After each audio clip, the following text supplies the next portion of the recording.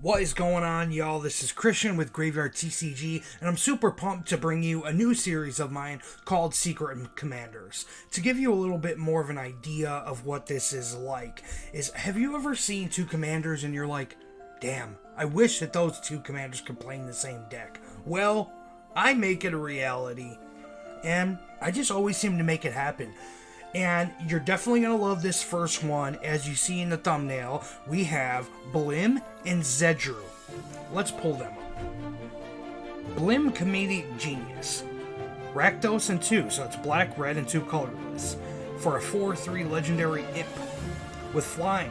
Whenever Blim, Comedic Genius, deals combat damage to a player, that player gains control of target permanent you control.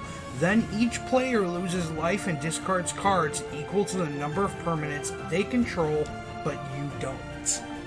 And then, of course, the classic Zedruu the Great-Hearted. It is a 4 mana, so blue, red, white, and 1 colorless for a 2/4 Minotaur Monk. At the beginning of your upkeep, you gain X life and draw X cards, where X is a number of permanents you own that your opponents control, and you could pay Jeskai to give target opponent gain control of one of your permanents. So as you see, obviously these don't say partner, so these aren't the commanders, but these are the quote-unquote secret partners commanders. What we decided to go with, the actual commanders of the deck here. The first one is Ludovic Necro-Alchemist. 3 mana, blue, red with colorless, is a human wizard 1/4, and reads, at the beginning of each player's end step, that player may draw a card if a player other than you lost life this turn. So I decided Ludovic, just for a little bit extra card draw. Obviously we needed red and blue for this. And then the second pairing here we got is Ravo Soul Tender. One of the reasons being I've never owned this card before, so it's pretty cool to be able to do that, you know, to make a deck with him. So he is a 2/2 human cleric, 5 mana. That's white, black, and 3 for a flyer. And it reads, other creatures you control get +1/+1. We don't care about that part at all.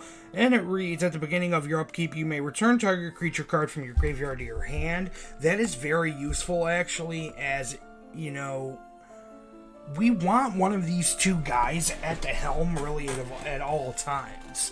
So it's kind of nice to have that recursion in the command zone to kind of save those guys or get them back if possible. So, I showed you Blim and Zedruu is what we're shooting for. I showed you the commanders that we're rolling with to be able to play both of those as our secret commanders. Now, those two obviously aren't the only two that give away permanents. So let's go into the next section here. And moving on to more cards that will give stuff away to our opponents, we'll start at the 2-drop with Bizarre Trader. It is a 1/1 goblin, that's 2 mana, red and 1, and has tap, target player gains control of target artifact, creature, or land you control. We have, at the 3 slot, Harmless Offering, which is a red and 2 colorless sorcery. Target opponent gains control of target permanent you control. We have Role Reversal, 2 blue and a red. Sorcery reads, exchange control of 2 target permanents that share a permanent type. So you can make 2 opponents trade, you can trade with somebody. I love this card. Moving on to the 4 slot, we have 4 cards there. The first one being Fateful Handoff. It is a 4 mana, black and 3 colorless sorcery. Reads, draw cards equal to the mana value of target artifact or creature you control. An opponent gains control of that permanent. Next up, Laguerre Main, I believe is how it reads. 2 blue and 2 colorless, 4 mana sorcery. And it says, permanently exchange control of target artifact or creature for control of target permanent of the same type. And if you see at the bottom, it actually says something about squee at the bottom. I've never noticed that. Alright, next, Sudden Substitution. 2 blue, 2 colorless for instant, actually a split second. And reads, exchange control of target non-creature spell and target creature. Then the spell's controller may choose new targets for it. And the last card here in the 4 slot. I love this. It's definitely one of my favorite cards in the deck. It is called Puka's Mischief. 4 mana enchantment, blue and 3 colorless. And it reads, at the beginning of your upkeep, you may exchange control of target non-land permanent you control and target non-land permanent an opponent controls with equal or lesser converted mana cost. And it doesn't have to be the same type. It could be, I will trade my Azorius Signet for your Lightning Greaves, something along those lines. And the last card in this category is a bomb, which, heads up, people may hate you for playing this card. But it is Thieves' Auction. 3 red and 4 colorless, so a 7 mana sorcery, and it reads, well, pay attention here. Set aside all permanents. You choose one of those cards and put it into play tapped under your control. Then your opponent chooses one and puts it into play tapped under their control. Repeat this process until all cards are chosen this way. So yes, that does mean you're going to be drafting every permanent on the field. Now you may ask, well, what kind of stuff do we even want to be giving away to our opponents? Like, isn't the whole point of Commander to get your own board? Well, not in this deck. Starting up, number 1, Goblin Cadets. 1 red mana for a 2/1 Goblin. Whenever Goblin Cadets blocks or becomes blocked, target opponent gains control of it, so it's always going to stick around. That is the only 1 drop. We have 3 2-drops here. First one being Rest in Peace. It's a 2 mana enchantment, white and a colorless. When Rest in Peace enters the battlefield, exile all graveyards. If a card or token would be put in the graveyard from anywhere, exile it instead. We got Humble Defector. It is a 2/1 human rogue for 2 mana, red and a colorless. It has tap, draw 2 cards, and target opponent gains control of Humble Defector. Activate only during your turn. So there's a few cards in here that are nice, helpful, handy cards. And, get people on your good side and then just kind of screw them over later. And this one's kind of similar too. The Hithlane Rope, 2 mana artifact. The Hithlane Rope can't be sacrificed, which I love that part of it. And it has pay 1 colorless, tap it, search your library for a basic land card, put on the battlefield tap, then shuffle. The player to your right gains control of Hithlane Rope. Or pay 2, tap it, draw a card, the person to your right gains control of Hithlane Rope. Okay, those were the 2 drops. Now going on to the 3. First one here is Zancha Sleeper Agent, black, red, and a colorless, so 3 mana, 5/5 minion. And as Zancha Sleeper Agent enters the battlefield, an opponent of your choice gains control of it. Zancha attacks each combat at Fable and can't attack its owners or planeswalkers its owner controls. And you can pay 3 mana. Zancha's controller loses 2 life and you draw a card. Any player may activate this ability. It's just kind of a way to have, this 5 body just start chipping at the rest of the guys and whoever is paying into the activated ability to whittle down the person I gave it to. Next up is Moderation here. 3 mana enchantment, white, blue, and a colorless. And it reads, you can't cast more than 1 spell each turn. Yep, you heard that right. And also, whenever you cast a spell, draw a card. So usually how this works is early game, I'd play it. I'll draw a card for a turn or 2. And then you give it away. And, when you get to the point where people have 5, 6, 7 mana, of course, you're not going to want to be playing 1 spell a turn. So you get it early game, draw some cards, give it away. Now this may be the most kind of gift. It's like when you wake up Christmas morning, it's like, socks again? Yeah, this is that. Steel Golem, 3 mana, artifact creature, 3/4. You cannot play summon or artifact creature spells. Yes, that means you cannot cast creature spells. So, I probably will want to have something else to give them away. But, you play them, give them away, give them to that mono green deck, Simic perhaps. Yeah, it'll shut down a deck. Next up here, 2 cards at the 4 slot. First one is Delusions of Mediocrity. 4-mana enchantment. When Delusions of Mediocrity comes into play, gain 10 life. When Delusions of Mediocrity leaves play, lose 10 life. I'm sure you know where that's going. You play the card, gain 10 life, give it away. When that card leaves, the opponent loses 10 life. And the next card up is Kolfenor's Plans. Another enchantment here, 2 black and 2 colorless. When Kolfenor's Plans comes into play, remove the top 7 cards of your library from the game face down. You may look at and play cards removed from the game with Kolfenor's Plans. Skip your draw step. You can't play more than 1 spell each turn, but you get a good selection. Obviously, you play this card, you get a bunch of cards, you play those cards out, and then give this away, and now that person can only play 1 spell, and they're skipping their draw step, because they don't have the exiled cards you have. Yikes. And the last card that you're going to want to be giving away in this way is, I just thought it was cool. We definitely had to throw in a Transformer here with Slicer Hired Muscle. 5 mana, robots, legendary robot.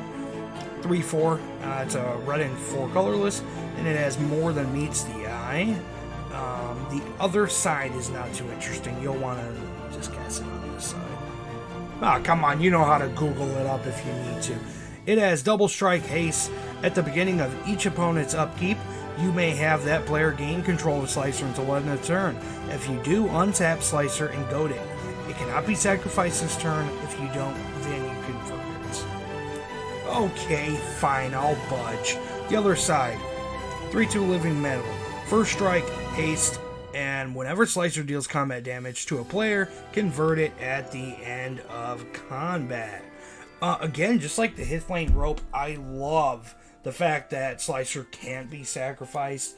I think a lot of cards should say that, really, you know, when you're giving permanents away like this. Let's move on to the next category. Next section here, we have Recursion, Graveyard Recursion that is, and Tutors. First up here is Vampiric Tutor. It is a instant for 1 black mana that reads, search your library for a card, put it on the top of your library, and lose 2 life.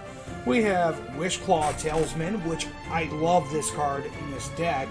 It is an artifact that's black and 1 colorless, and it reads, Wishclaw Talisman enters the battlefield with 3 wish counters on it.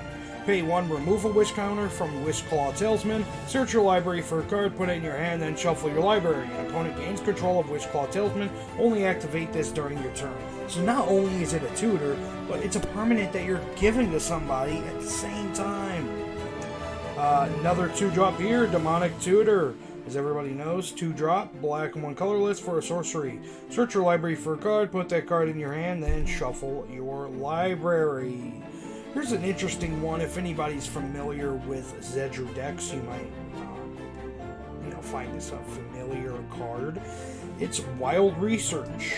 Red and 2 colorless for an enchantment. And it reads, it has 2 activated abilities. 1 is white and a colorless. 2, search your library for an enchantment card and reveal that card. Put it in your hand, then discard a card at random from your hand. And then the second activated ability is blue and a colorless to search for an instant card and reveal it. And then same thing, you put it in your hand and discard a card at random. Obviously, that can definitely go the wrong way, but it's repeated, tutoring. That's really hard to pass up. Dawn to Dusk is a sorcery that's 2 white and 2 colorless, 4 mana. And it reads, choose 1 or both. Usually you're going to be choosing both, of course. Return target enchantment card from your graveyard to your hand, and or destroy target enchantments. We have Open the Vaults. You'll notice in this deck there's tons of enchantments. And some of the artifacts you might want to bring back too if somebody gets rid of your ramp. So Open the Vaults, 2 white and 4 colorless, 6 mana sorcery. Return all artifact and enchantment cards from all graveyards to the battlefield under their owner's control. Of course, that could be giving a bit of an advantage to somebody else, but that's just a price you gotta pay, because sometimes those enchantments coming back to your field, you're gonna give away and kill somebody right away. Next up, we're going to go over our gift ramping, if you know what I mean. We got classic Soul Ring, 1 mana, taps for 2 colorless mana. And then we have shitloads of signets here with the Azorius Signet, Dimir Signet, Rakdos Signet, Orzhov Signet, and the Izzet Signet. We got 5 of them in here. Because we just want to be able to play our stuff, man. What more can I say than that? We have our Chromatic Lancer. With it being 4 color, we obviously want to be able to get our colors right. And last but not least, good old Smothering Tithe. It's an enchantment for 4 mana, white and 3 colorless, and it says whenever an opponent draws a card, that player may pay 2 mana. If the player doesn't, you create a colorless treasure artifact with tap, sacrifice this artifact, and 1 mana of any color.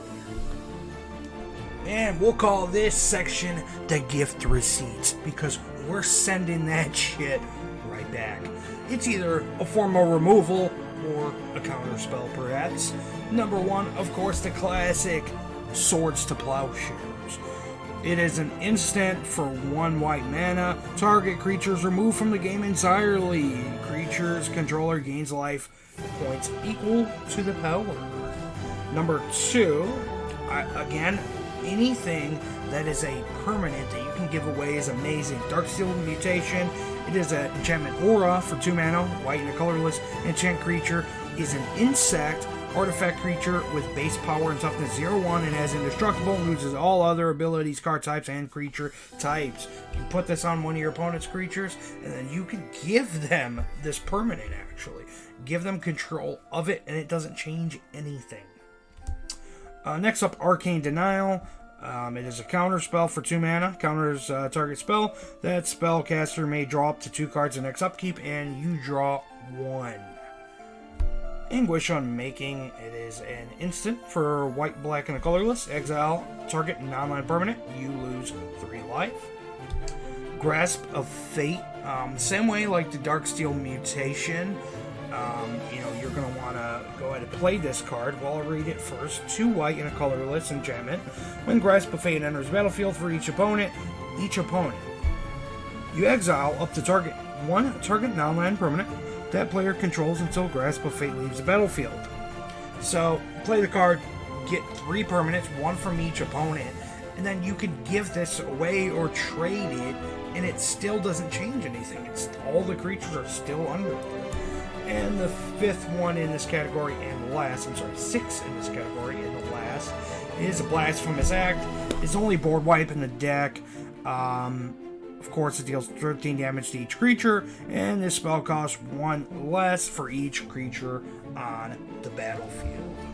Now, let's get on to some finishers. Like, how are we going to win this game? I'll tell you. Alright, so we will start off. I'll tell you, there's quite a bit of finishers in this deck. Around 10 different cards and quite a bit of combos, really. You wouldn't think so given the deck tech so far. But we'll start off first with the card we talked about earlier, and that's Rest in Peace. If Rest in Peace is out,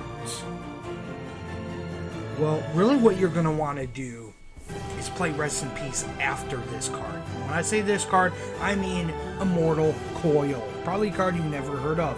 It's a black artifact. 2 black and 2 colorless artifact. It has tap, remove 2 cards in your graveyard from the game to draw a card. If damage would be dealt to you, prevent that damage. Remove a card in your graveyard from the game for each 1 damage prevented that way. When there are no cards in your graveyard, you lose the game. So what you do, you have Immortal Coil out, right? Maybe you'll tap it, remove 2 cards from your graveyard from the game, draw a card.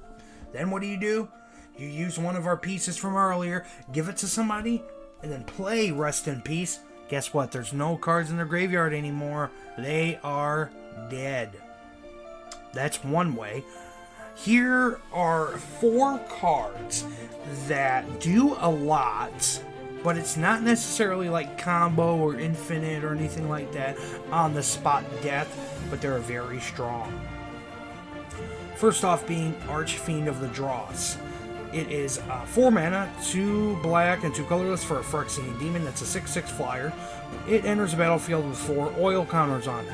At the beginning of your upkeep, remove an oil counter from Archfiend of the Dross. Then, if it has no oil counters on it, you lose the game. Whenever a creature an opponent controls dies, its controller loses 2 life. That part we don't care about. We care about the lose the game part. You know, you let it hang out on your field for a few turns, a 6/6 flyer, right before the last counter, it's your turn, you give it away to somebody, hits their upkeep, bam, they're dead. Next up, this one looks familiar to the Delusions of Mediocrity earlier, and this is Illusions of Grandeur. 4 mana enchantment, it's blue with 3 colorless, and it reads cumulative upkeep 2 colorless. When Illusions of Grandeur comes into play, gain 20 life. When it leaves play, lose 20 life. And that cannot be redirected or prevented, that loss of life. So you play it on your side, gain 20, give it to somebody. When that gets popped, bam, 20 life like that. We got Demonic Pact as our last one here at the 4 slot for this category. And it is a 4 mana enchantment, 2 black, 2 colorless. At the beginning of your upkeep, choose one that has been chosen. Demonic Pact deals 4 damage to target creature or player, and you gain 4 life. Target opponent discards 2 cards, draw 2 cards, and you lose the game. You play this, okay, first off, I'll draw 2 cards. Second time around, maybe some removal. Let it go one more time, target opponent discards 2 cards, give it away, bam, they lose the game. And last but not least, here on the I could kill you, but still kind of casual, and that's Captive Audience. 7 mana enchantment, is black, red, 5 colorless. As it enters the battlefield, it enters on an opponent's side of choice, and at the beginning of your upkeep, you choose one that hasn't been chosen yet. First one, your life total becomes 4. Discard your hand, and each opponent creates 5 2/2 zombie tokens. Now that we've went over those, we're going to go over some of the combos here. And what do they look like? Well, we'll start off with talking about a card called Fractured Identity. It is a sorcery for white, a blue, and 3 colorless. And it reads, exile target non-land permanent. Each player, other than its controller, creates a token copy of it. Now, what we're going to want to do is use that card to target one of our permanents that enter an opponent's side. For an example, we'll start with Phage. Phage the Untouchable is a 4/4 legendary creature avatar minion for 7 mana, 4 black, and 3 colorless. When Phage the Untouchable enters the battlefield, if you didn't cast it from your hand, you lose the game. When Phage deals combat damage to a creature, destroy that creature, can't be regenerated. When Phage deals combat damage to a player, that player loses the game. But the thing is, if you read the top, enters the battlefield, if you didn't cast it from your hand, you lose the game. So you have it on your field, cast Fractured Identity on it, it destroys your copy, and enters on all of your opponents. Well, trigger, they're dead. That's one way. Now, another way here is if you have a card called Nefarious Lich. It is an enchantment for 4 black mana, and it reads, if you would be dealt damage, remove that many cards in your graveyard from the game instead. If you can't, you lose the game. If you would draw life, if you would gain life, draw that many cards instead. If Nefarious Lich leaves play, you lose the game. So, if you have Nefarious Lich, what you can do is cast Fractured Identity on Nefarious Lich. Okay, it's going to destroy your copy, make one for everyone else. And then you're thinking, wait, but now there's a trigger on the stack for you to lose the game. But, with that trigger on the stack, you can then cast any instant speed enchantment removal, like the card I have is Tempest of Light. It is an enchantment for 3 mana, white and 2 colorless, destroy all enchantments. So, Fractured Identity, destroy the Nefarious Lich. With the lose the game stack on the trigger, you cast Tempest of Light and destroy all of your opponents first, so those triggers go on the stack first. So you're winning on the stack by destroying theirs first. This combo works with Nefarious Lich, and it also works with a card called 9 Lives, which is an enchantment for 2 white and a colorless, and it's an enchantment with hexproof. If a source would deal damage to you, prevent that damage, put it incarnation counter on 9 lives. When there are 9 or more incarnation encounters on 9 lives, exile it. When it leaves the battlefield, you lose the game. So you could either just get a bunch of counters on it, give somebody it super late, and when it leaves, it'll kill them.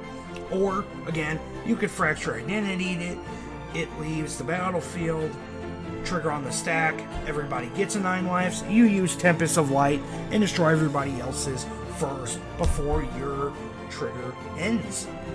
So guys, that was my deck of Secret Commander, Blim, Comedic Genius, and Zedruu the Greathearted.